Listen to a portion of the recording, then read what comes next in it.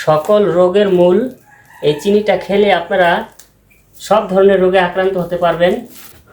এটা একটু দেখো, আমি বাজার নিয়ে আসছি। এই যে দেখো কত বড় পাঙ্গাস মাছ। আর কি আনছি দেখো, এই যে দেখো ইলিশ মাছ আনছি।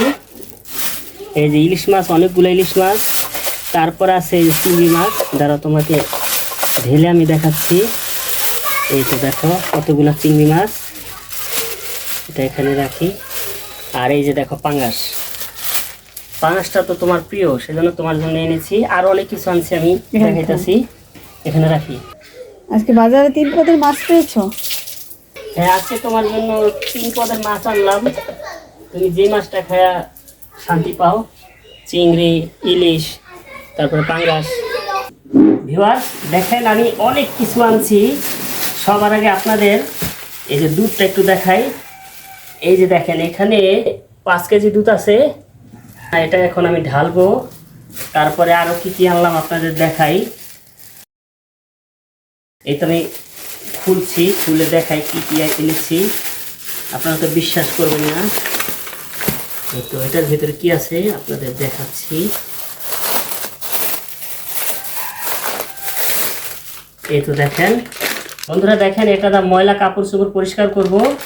তারপরে আরো এনেছি। এই তো দেখেন, এটা হলো চিনি। এই চিনি হলো সকল রোগের মূল। এই চিনিটা খেলে আপনারা সব ধরনের রোগে আক্রান্ত হতে পারবেন। চিনিটা এতই বিষাক্ত, কিন্তু কিছু করার নাই। আমি কিন্তু চিনি খাই না, আমার পরিবারের সদস্যরা চিনি ছাড়া কিছুই বোঝে না। এই তো রাখলাম। বন্ধুরা, বাজার করে আনার সময় আমি একদম ক্লান্ত হয়ে গেছিলাম।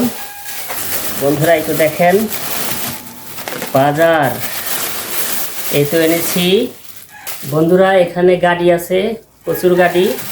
তারপরে আছে কাঁচামরিচ, এই তো এখানে রাখলাম। তারপরে আছে পেঁয়াজ।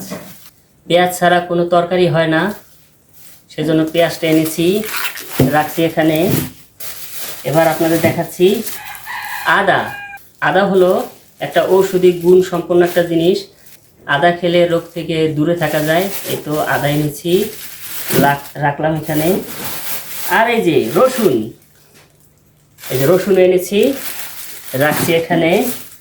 তারপরে যেটা না হলেই নয়, সব তরকারিতে লাগে, সেটা হলো আলু, মানে গোলালু। এই গোলালু দিয়ে মাংস, মাছ, ভাজি, যে কোনো ধরনের সব কিছুই রান্না করা যায়, সেজন্য গোলালু এনেছি। এই তো রাখলাম। তারপরে দুধ, তো এখন ভিউয়ার্স দুধটা আমার ঢালতে হবে। এই যে পাতিল ভর্তি দুধ। বন্ধুরা দেখেন, এই তো পাতিল ভর্তি দুধ। এখানে 5 কেজি পরিমাণে দুধ আছে, কিন্তু ঢালার দৃশ্যটা কিন্তু আপনাদের দেখাই নাই, কারণ আমি পলিথিন থেকে পাতিলে ঢালতে পারি নাই, অন্য জনকে দিয়ে ঢালাইছি। এই যে দেখেন দুধ, আর বাজার সদাইতে আছেই।